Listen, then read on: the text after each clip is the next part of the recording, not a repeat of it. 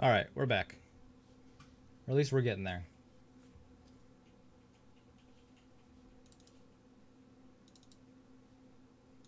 There we go.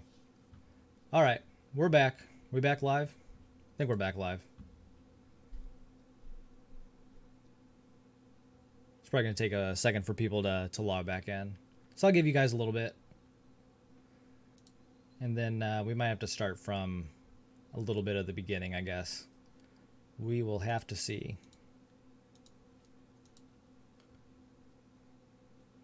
All right.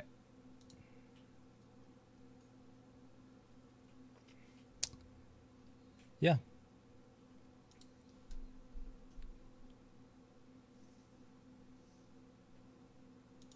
There we go. All right. Yep, I'm back. We're good. I had to restart it.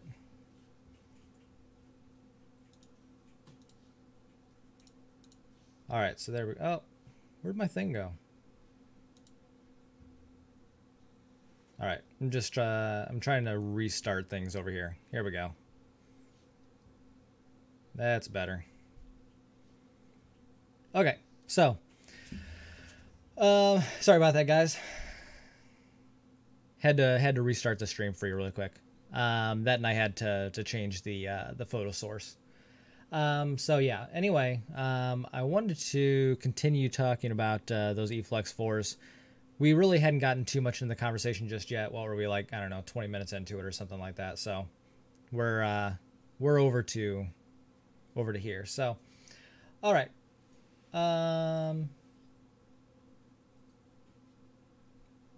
Yeah. Okay, cool. All right, so I think you all can hear me now, right? Okay, good. So eFlex 4s. All right, so I don't want to start all the way over from the beginning, but I guess I'll kind of go over a little bit. But as far as the eFlex 4s go, it really makes you wonder whether these graphics are going to change at all, because I think traditionally they have not changed from any of these pre-release pictures. But it has this sort of the graphic goes in the outer roll, right? And so you don't know whether this is going to be like colorway 1, colorway 2, or is it going to correspond to a specific pattern in the graphic. So that'll be really interesting to see. So what do you guys think about the graphic? And I'll kind of wait a little bit to see what you guys think here.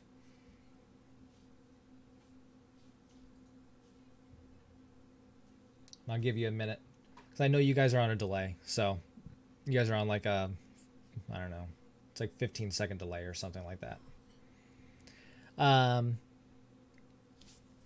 So yeah, and I apologize. I know I went through this before, and I think I said something about it on Instagram too, but I apologize for the watermarks on the photos.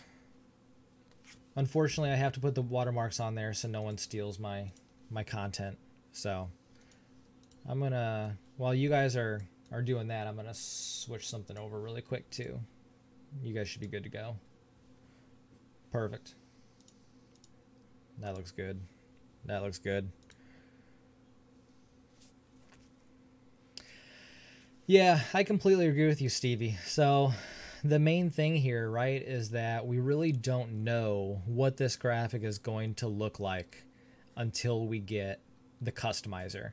Because, like, it was really cool when Matthew Abraham, who's a friend of mine, he creates those templates that were on Pad Tracker, and so those things are really, really cool, right? So maybe I can even bring one up really quick. So is it Pad Tracker or Pads Tracker? Pad Tracker.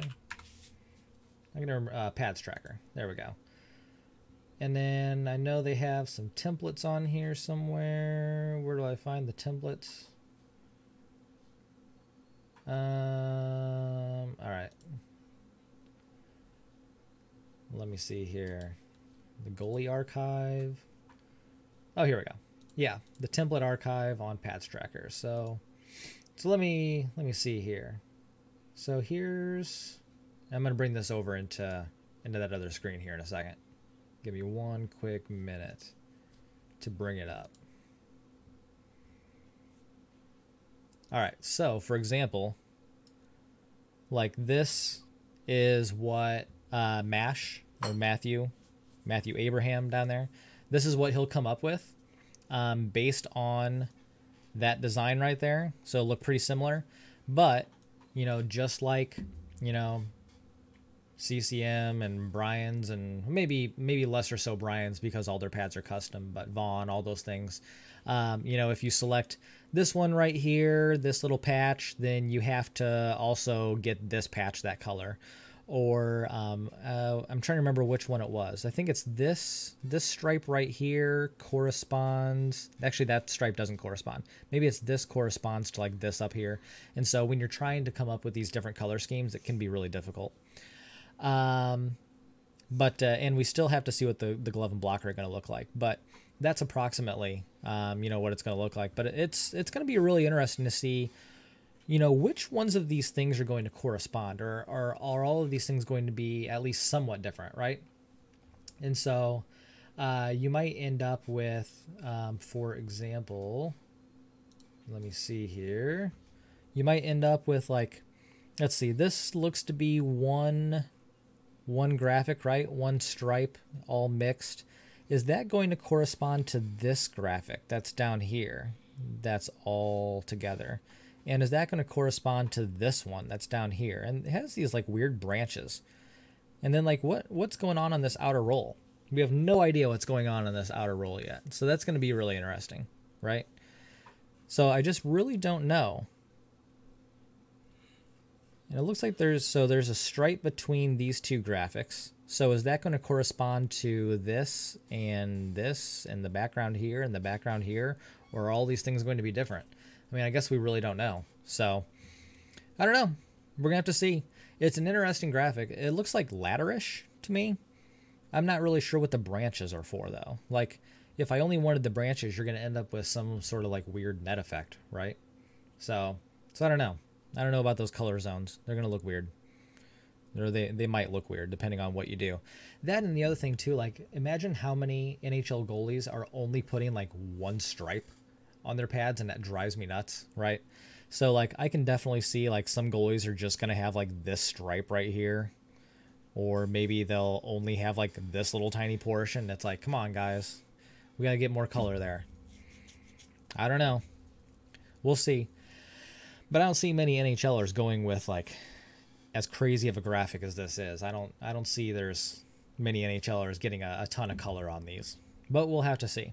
The other thing too that's gonna drive me nuts at least a little bit about this graphic, especially when you get like the busier graphics and they get more puck marks, then the stitching ends up like really dark and the rest of the pad can be clean basically. So you're gonna end up with all these like weird puck marks kind of all over in the white area, and you might not get them in some other areas, and so you're gonna end up with some you're gonna end up seeing this design even if it's all white, you know. So but I kind of tend to agree with you, Heater, that they're running out of ideas when it comes to graphics, right? And I think that's probably, you know, one place where Bauer has the right idea about printed graphics and what the future of that looks like. And then you have Brian's who does the custom graphics, but they're stitched on. So I don't know. We're gonna have to see. I don't know. I think we're gonna have to wait to see what those color zones look like. So we'll see. One of the things I do want to do today, though, is I want to compare that inner gusset to cancel. I want to compare that inner gusset to the ones I have now. So let's bring this up really quick. And full screen is enter. Full screen. There we go. All right. I'm not used to this program. So what I'm going to do here. Hey, actually, that might work out pretty well. I'm going to move my my head over just a little bit. Because if I bring this over, actually, if I just bring my whole body over, right, and do that, that gives you a pretty good view, right? Especially if I angle it backwards. I'm trying to do this backwards with like a cam that's up there, but I'm looking over there. So, trying to see here, back. All right, that's not bad. Right? Okay, cool. And let me see so I can see my chat here. And then let me know if you can't hear me because my microphone's a little further away now. So So one of the things to point out first of all is that on this set that is the E-Flex 4s, you have this cording that's over there, and you typically see that on the Canadian sets.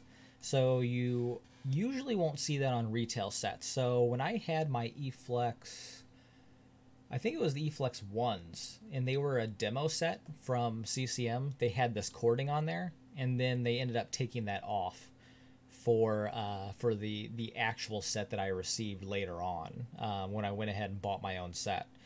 So it'll be interesting to see whether this is only for Canadian made pads or whether we're going to see this at retail too. This over here, my E-Flex 3s, is a retail set. So so you don't see any cording over here. There's about like a finger, like I can put my finger in here. It looks like you could probably maybe fit a finger in there, but it looks a little closer, doesn't it? It looks just a tad bit closer. And then the other thing that I'm really noticing when I'm putting the pads kind of side by side here is that on the E-Flex 4s, this inner gusset is really, really 3D. Like, you can see that there is some definition here. And when I look at mine, there's not a lot of definition. So I wonder if this is just an error in perspective or whether they truly are 3D. Because this looks completely 3D compared to what I have on my pads. You can see like this one seems, the E-Flex 4s seems more squared off, right? And then when you look at mine are stitched in, so they're like, it looks like I could probably put my finger in there, kind of like the outer roll, right?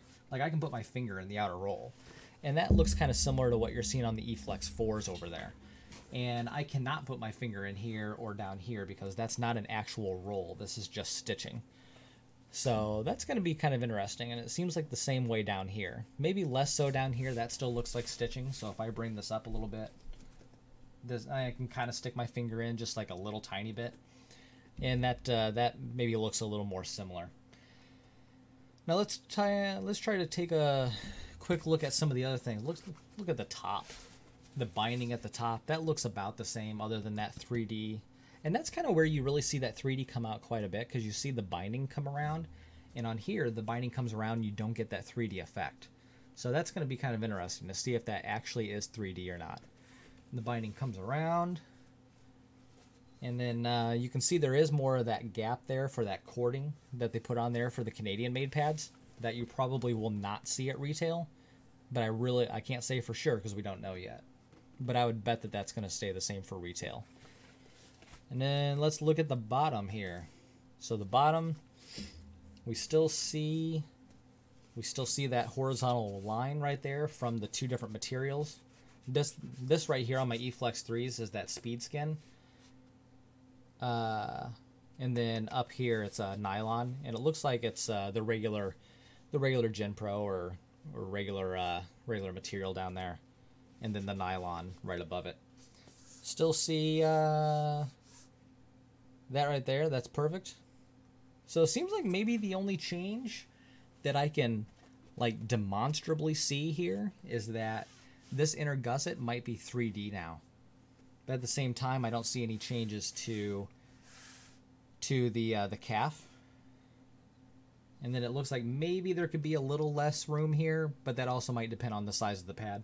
These are 35+1, so they might be made just slightly differently if those are, let's say, 33 plus, 1.5 or +2, more typical to something that an NHLer would wear. So yeah, that'll be interesting to see. Now, in terms of other things with the pad, things that you're not seeing right now, my buddy who took this picture said that the back of the pads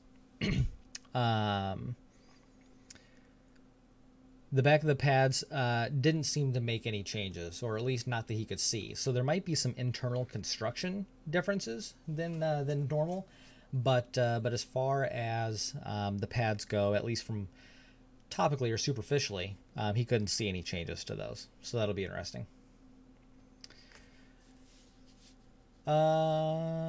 Yeah, so here, that's what I was saying. The older E-Flex Canadian made, the inside landing looks exactly the same. Yeah, so that's what I was saying about my old Canadian made demos from my E-Flex 1s. those were made really similar to this with the cording going all the way down. And so then when I got my retail set, it didn't have that cording. So, all right. And then, yeah, so that's a good question here. So you said maybe a touch thinner on the thigh rise. And I think that is something that, if I remember correctly, especially if they're coming from the Premier 2 lineage, where they said that the thigh rise was a little bit thinner. And so you can see the E-Flex 3s, it's pretty thin already. I mean, this is only like an inch or so, right? And then you have the outer roll. So altogether, this is like maybe 2-ish inches, something like that. And so when I look at least the inside, let's kind of flip it around so that we can see the inside here. I don't know. It could be maybe slightly thinner, but I don't think we can necessarily tell that just yet. I don't know. We'll have to see. I don't know. They tend to not make a lot of construction changes, at least to the outsides of the pads, right? So there's a few things on the inside, whether it's like a flex, like a flexi boot, or whether it's a more solid boot, stuff like that. So, all right. Now, so Ethan just said a thinner thigh rise is always better. That's not necessarily true, and let me tell you why. So one of the things that I've definitely seen on, and I'm not going to call out the manufacturers, but I've seen this several times in the NHL last year, where a really thin thigh rise and basically it breaks down a little bit quicker, or it tends to break down a little bit quicker, and then you end up with more flex. And then I saw multiple goals last year scored on goalies that it was going 5-hole and it hits their thigh rise, and literally their thigh rise bent back inwards because there wasn't enough, solid material there to keep that puck out. Actually bent it inwards and were still scored in the 5-hole. So that would be a concern for me if I was a pad manufacturer. So I don't know. CW, greetings from Iraq. That's awesome, man. Glad you could join us today. Oh, sorry, Ethan. You said is a thinner. Yeah, I couldn't read. Is a thinner thigh rise always better? And it's not necessarily always better.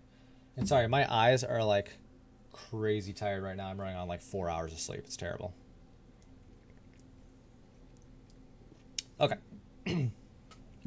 Yeah, Carter, I can see that. So it's like Vaughn's over square design, better 5-hole coverage, and I think that's why you're seeing a lot more construction for these types of pads going to more of that squared design, and that's something that CCM and Reebok has featured for quite a long time. I think. I think my 590s over there even have a really square design, even though it's actually, now that I'm thinking of it, the 590s are really, really similar to the E-Flex 3s even. I still haven't gotten out on the ice with those 590s, but I can't wait to do that. That'll be a lot of fun. All right. Do they have the same knee landing as the P2s? So I don't know. Let me see here. CCM Premier 2. Let's bring it up. And I will bring it on over to that other screen here in a second. Come on, goalie monkey. There we go. I don't need a bunch of pop-ups. Just give me the pad. All right. I need to find it. There's the E-Flex 3s. Where are the P2s on here? Retro Flex, Extreme Flex. There we go. Premier 2. All right, I'm going to bring this over.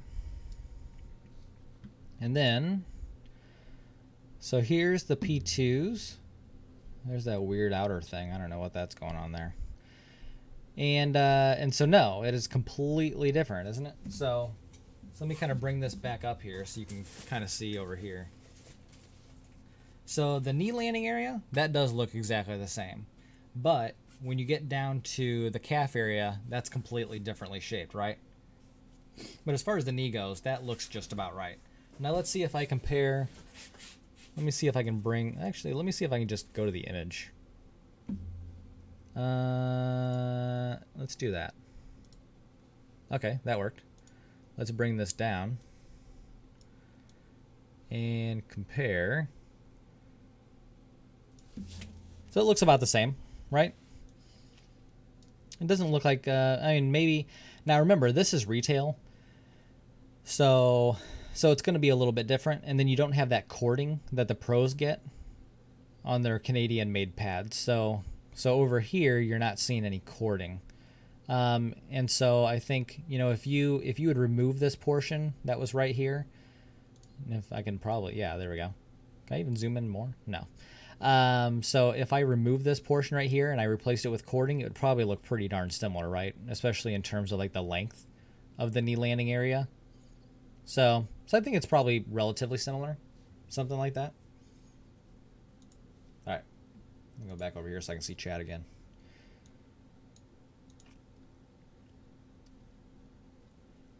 Okay, yeah, no Premier strapping. The other thing too, I believe, if I remember correctly, let me check my messages really quick. He was giving me some, let me check the email that he sent me. 5 million emails here. Okay.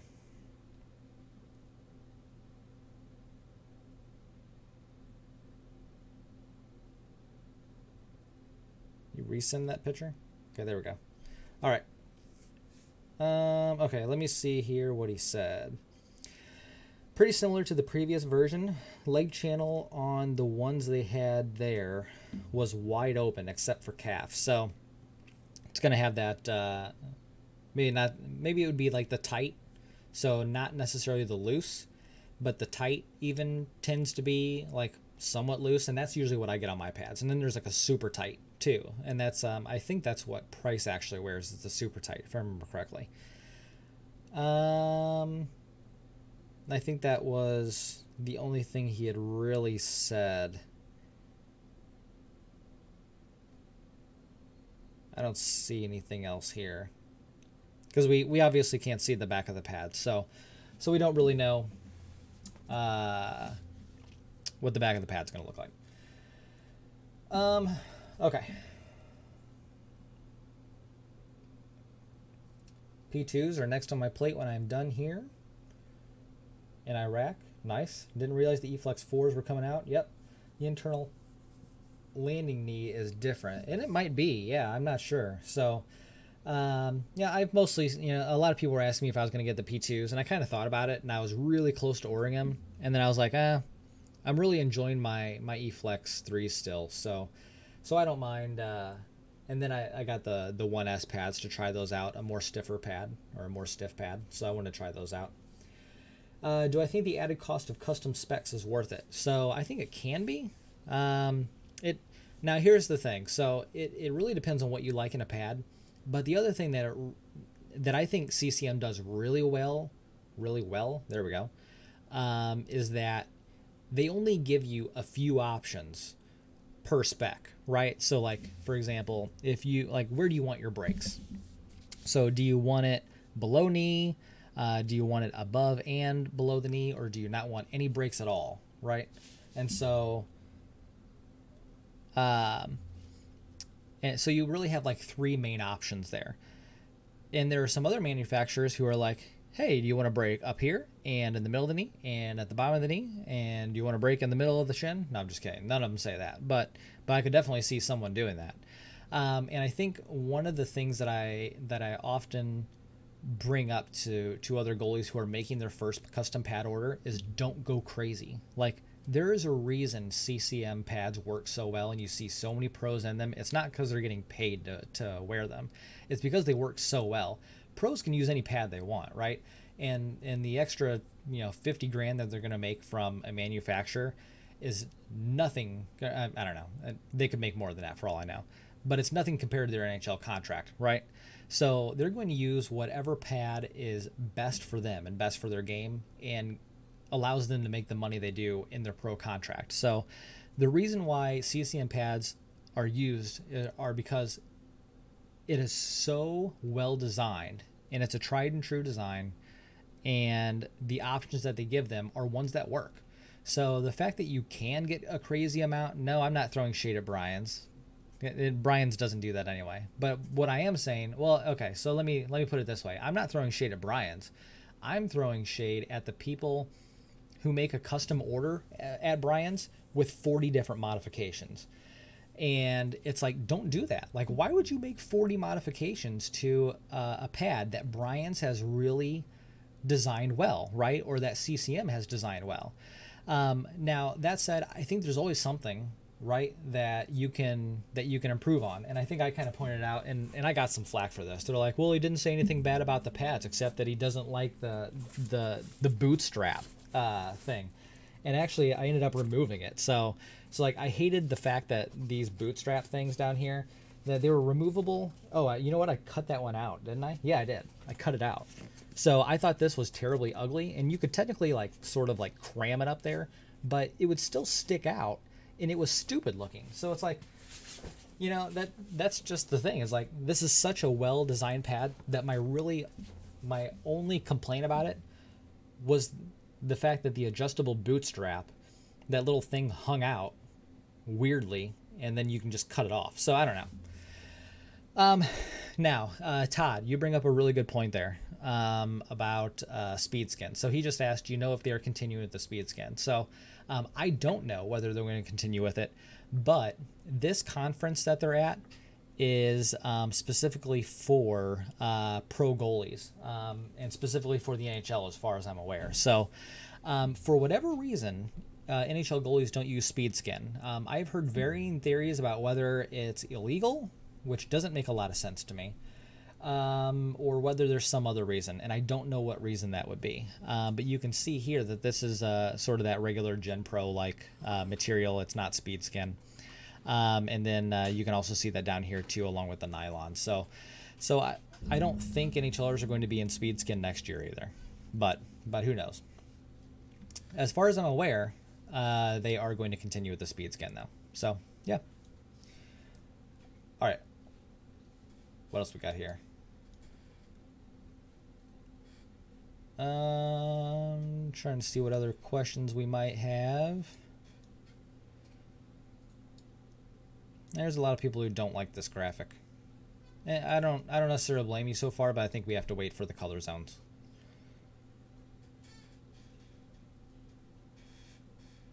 Yeah, and that's a fair point, CW. So CW said sell a well-designed pad and let the player make their own mods, and that's exactly right. So if you want to take, you know, this pad and make whatever, you know, one person who does that a lot, Chris Dudo from Goalie Monkey, he's a buddy of mine, and he will order somewhat of a stock pad, and then the first thing he does before even getting out on the ice, he starts making modifications and cuts all over the place. And man, I could not do that, and we've talked about that before. I don't know how he does it, but yeah, he's one of those guys who gets the pads and then starts cutting on them right away. So that's kind of funny.